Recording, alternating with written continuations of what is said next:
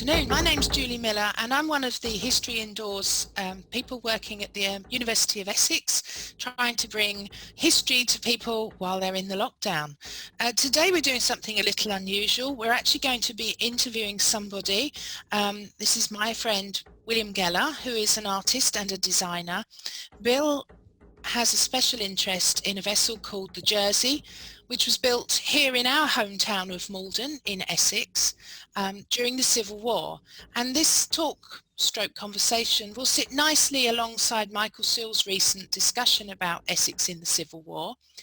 So now I'd like to introduce Bill Geller. Good afternoon, Bill. Good afternoon to you, Julie. I hope you're keeping well. I'm fine, thank you, yes. Jolly good. Right, well, let's get started. So I've known you for some time and I know you've had a special interest in the Jersey, and I wondered if you'd like to tell our watchers a little bit about this vessel and how you came to be interested in her. Well, the Jersey was a frigate, which is a fourth-rate ship of the line, and she was built in Maldon at the request of the commissioners of the Admiralty. And my interest was sparked when I read a guidebook about the town of Maldon, which I think was printed in the 1950s. And there was a section in that about the Jersey, which caught my eye because I'm interested, obviously, in that type of period and ship. And I couldn't find out very much information about it, but there was a picture by one of the Van der Veldes, who were marine painters at the time, of a similar ship. And that set me on the road to sort of finding out more about the ship and its connection with Maldon, its birth in Maldon. So you say at that time, so what time are we actually talking about? 1652. So that was when she was commissioned? No, that was when the building started, and it took 2 years to build the ship. So she was launched in 1654. And the vessel, what struck me about the whole story was that the vessel is very large, about 5 times the size of a sailing barge, but it, of course, a totally different shape, and 350 tons in weight. And it really set me thinking about why on earth would the town take on such a project? Because it would be really like, in present day terms, building a spaceship. Anyway, investigation revealed that the Admiralty, which was then run by Parliament, were working on building up the fleet, because in the Stuarts, the time of Charles I, the Navy had got into a very sorry state through a lot of mismanagement, abuse, and we took a very bad thrashing in the Medway, and I think nobody was very pleased about that, so it was decided that they got to do something about it and build up the fleet. So the bailiffs, who were the local government in Maldon, one of them wrote to the Admiralty saying that he'd heard that they were in need of building ships, and they would like to build one of the frigates. And so the contract was awarded to the town, to Mr. Starling, who incidentally was also a bailiff. I thought, I wonder why they took on the project in Maldon, because it will be a massive effort. And being a 20th century man, I assumed it was because it would be revenue. And since Maldon was with Parliament and was supporting the siege of Colchester, Colchester was royalist, and Maldon had a militia and roadblocks, and I think they were obliged to support the army at Colchester, and I imagine that that would run their funds pretty low. But then further investigation, it dawned on me that, of course, it wasn't so much about the money, it was about the access to the raw materials, the oak. And close to Maldon is a village called Maldon, and the River Blackwater is an island close to the town, which is called Northey Island. Behind Northey Island is a stream which drains the Dengie Hundred. And near the top of that stream, inland, is a plantation. And you can still see the area of the plantation marked on the Ordnance Survey maps. And that plantation supplied oak. And so it would have been quite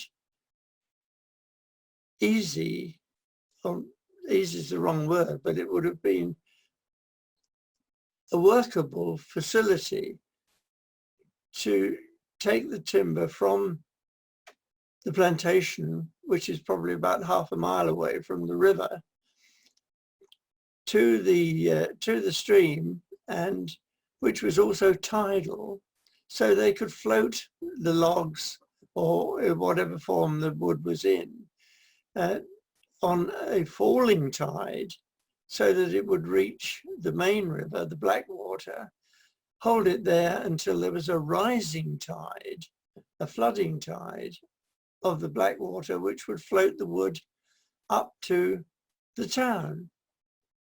And if you think about the 17th century, road transport, particularly with heavy timber, would be very, very difficult. And so this access via the rivers or streams would have been favourite. So they had the material, they had the commission to do it, and got on with it, really. The area where it was built, I think, was towards what is now the lake or leisure lake, and there is still a barge building yard there called Cook's Yard. And as you know, water likes to run in a straight line, and just beyond Cook's Yard, the river takes a turn northward. So I think that the area where the lake is now would have been channeled deep with the flow of water, flow of the tide, and at a reasonable tide, the water is moving at 2 or 3 knots. So it's quite a powerful force. So that would have been a sufficient depth of water to be able to launch the hull. And they would have laid down heavy blocks and the keel, and then built up the frames and gradually worked their way through the whole thing over a period of 2 years. And would this have been a significant undertaking in terms of manpower? Would they have brought people in, or do you think that the Maldon could have supplied sufficient people?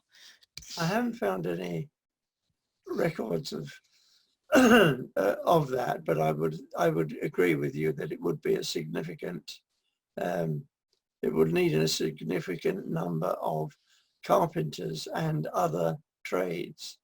And of course, because Maldon was already an established port and town, and shipbuilding would have been going on, there were things like the rope walk, so they would have access to ropes, and the iron smelting and iron working for parts of it, pieces of equipment, and experienced craftsmen and tradesmen and people who had grown up with ships, building ships, boats, and grown up in what was effectively a seaport. Does that answer the question? Yeah, so just as I can come in really quickly, so did Maldon have quite a traditional shipbuilding community? Was it quite established already in Maldon, shipbuilding as a industry? Sorry. Yeah, so was like shipbuilding, was it already established? Like, was it established industry already in Maldon shipbuilding? Very much so, yes. Yes, shipbuilding was established, and I think so Starling was only one of the shipbuilders. So it's interesting that he got the commission, bearing in mind, as you said, he was a bailiff. So he was very much involved in the running of the town, and he managed to gain the award for the business. So that's quite interesting in itself, isn't it? Yeah, well, exactly. I was going to say that I think along the river and all the villages and waterways, there would have been people building boats, certainly, for fishing, for transport. And I went to Essex Record Office to try and research shipbuilding in Maldon, but couldn't find anything. And I attributed that to the fact that in those times, ship and boat building would have been as commonplace as going to a motor engineer is today. So it was of no interest or consequence to record it. The revenues and the commercial aspect of Maldon support were recorded, but not the wherewithal of providing ships and boats. Does that answer the question? Yeah. Okay. What else can I tell you, Julie?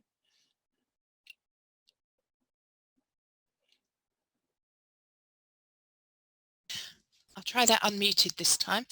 Let's talk about the role of the Jersey in the Navy. So she comes into action, as I think you said, in June 1654. So Parliament is firmly in control of the country. We're not quite at war with the Dutch yet. What is actually going on when she first starts as a commissioned vessel, and is she involved in any of the interesting characters from history? Well, that's a good question. There's a letter from the Captain Jarvis, who was appointed to the Jersey, writing to the commissioners and making a request that he would like money to pay crew and a parson, I think, and that the ship was launched and ready to go to have the masts set, but he was waiting for a hoy, which is the forerunner of a barge, to come from the Navy dockyard at Deptford. And I believe you have a model of a hoy just over your shoulder, don't you? I do indeed, yes. The workhorse of the river. That's right, yes. But yeah, so from having the bare hull It would have, I think, had the masts set somewhere off Osey Island, which is about a mile or so downriver.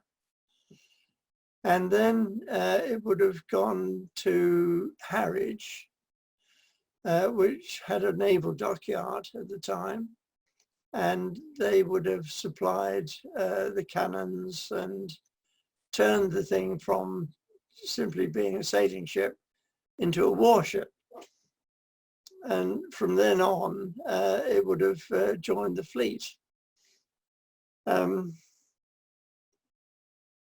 It lasted for 37 years from the time that it joined the fleet, and a fairly adventurous time, I think, with commissions all over the world.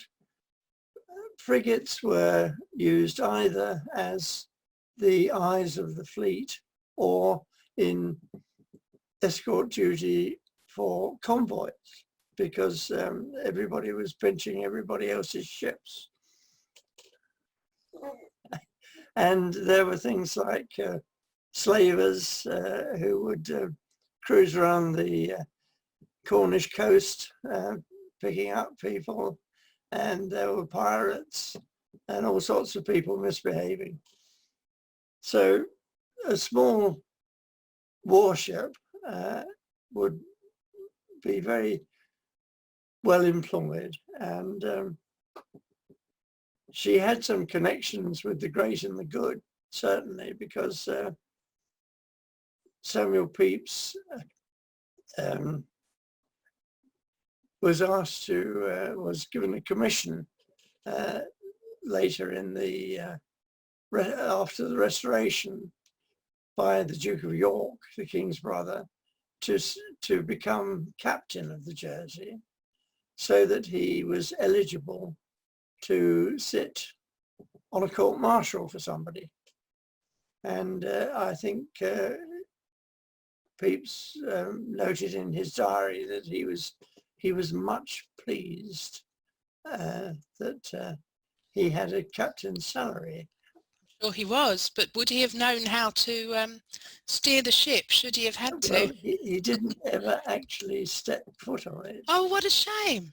But he did go down the river and see his ship, the Jersey, and it was spelt in those days, or in his diaries, with a Z, not an S. That's interesting. Yeah. Now, I understand that it was Pepys' work at the Admiralty that ensured things like the technical specifications for the vessel, and many others still. Yes, well, it was a very interesting combination of two great men, really. One was Pepys, obviously. He's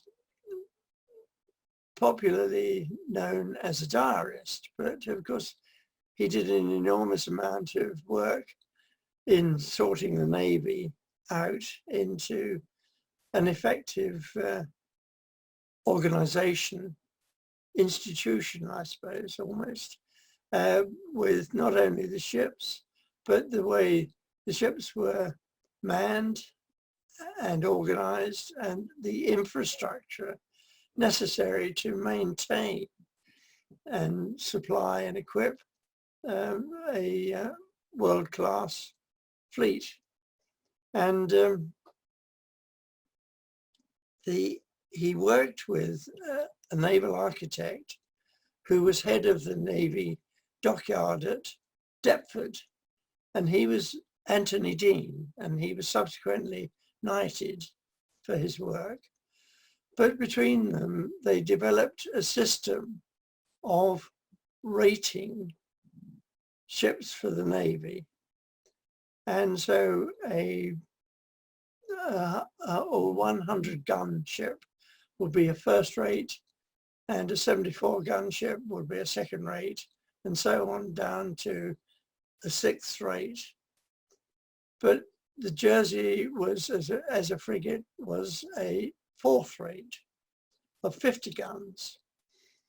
And of course, this word rate, first rate, we still use that phrase today to describe something that's at the top, first rate.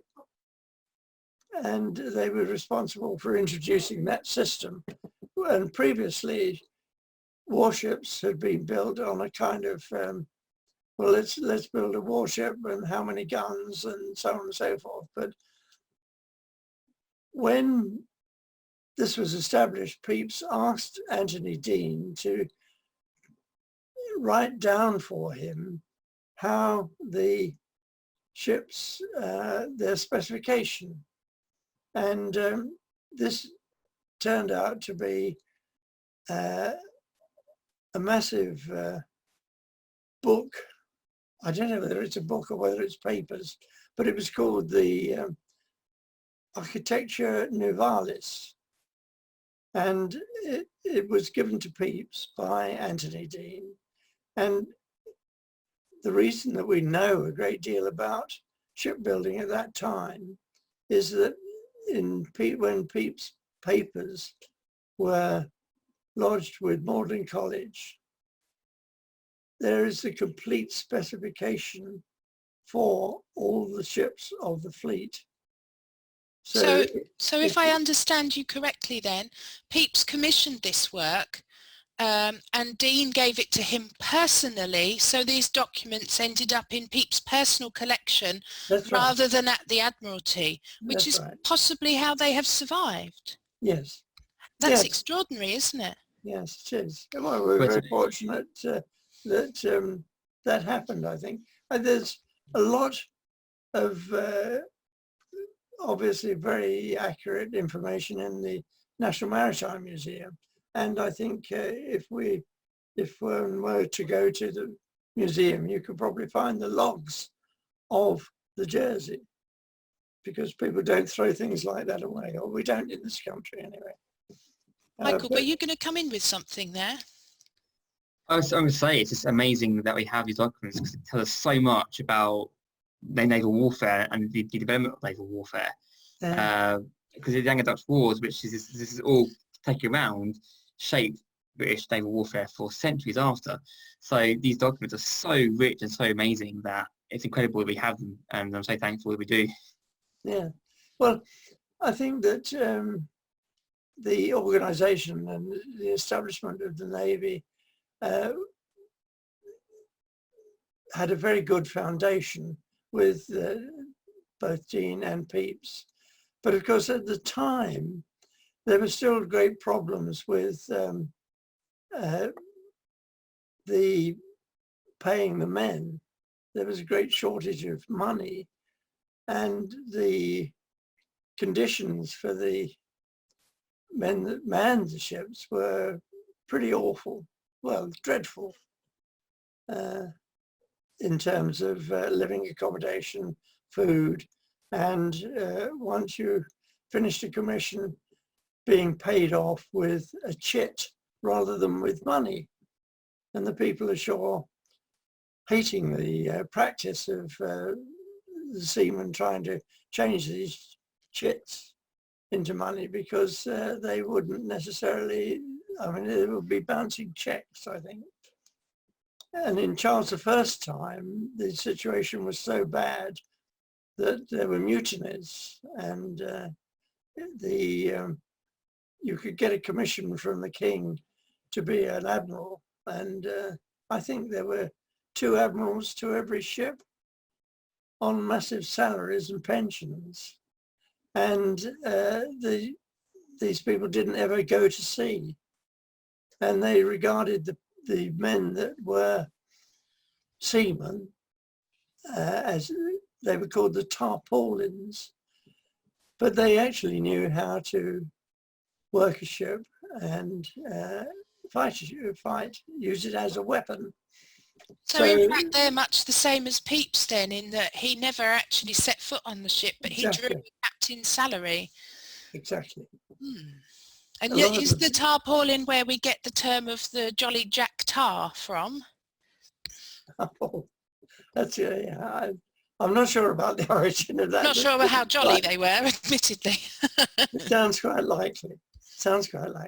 But yeah, I mean, it's it's a fascinating story, and I think the fact that she was in service for 37 years is a testimony to the quality of the work that was done in Maldon.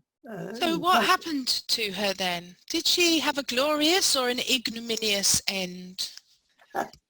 Well, I think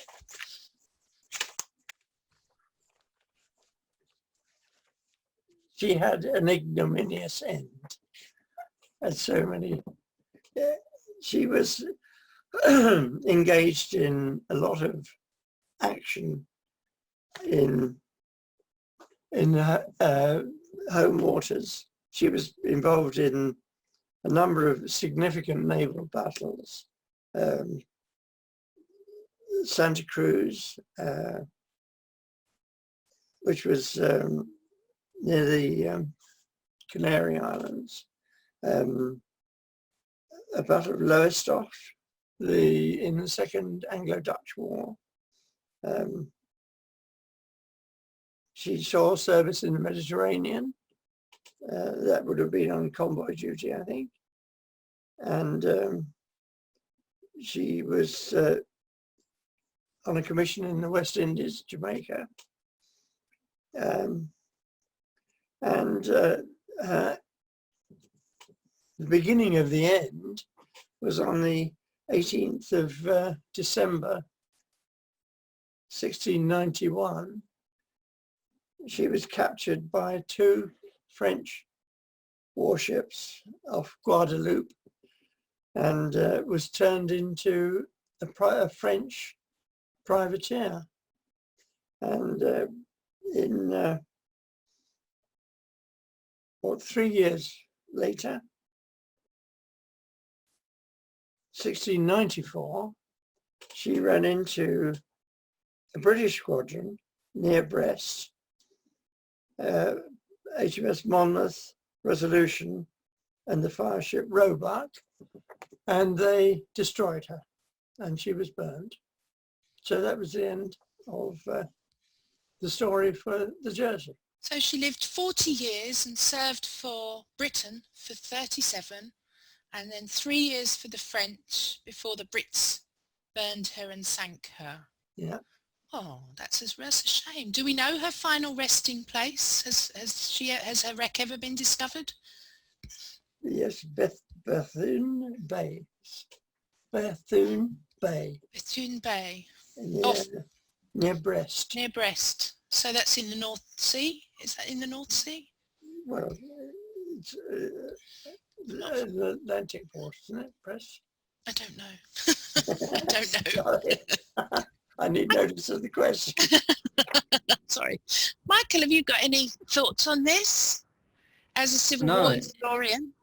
Well, it's an amazing story, and I mean, I come across the name of the Jersey in a few of the Anglo-Dutch War battles that I know. Solway Bay was one of the obvious ones, wasn't it? Yeah, Solway Bay and Lowestoft. Do you know about her service in the Anglo-Dutch Wars? Do you know if she destroyed any ships or whatnot? Do you know any about that at all? Well, I don't have much information about. There's an entry where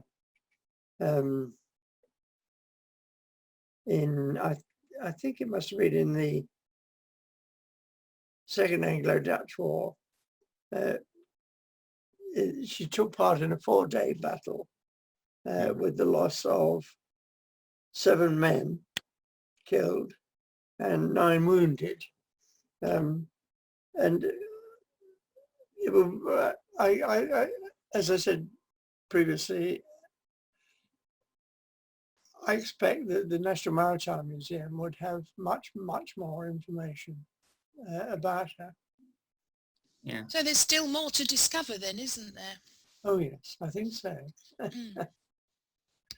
Did we ever... Sorry, Michael, you go first. No, I say it's incredible. It's not often that I've ever got to hear about a story from a ship from the Anglo-Dutch War. So for me, this has been a very fantastic time for me, because though I am a Civil War historian, Julie, I do love the Anglo-Dutch War as well. You So do, this, yes.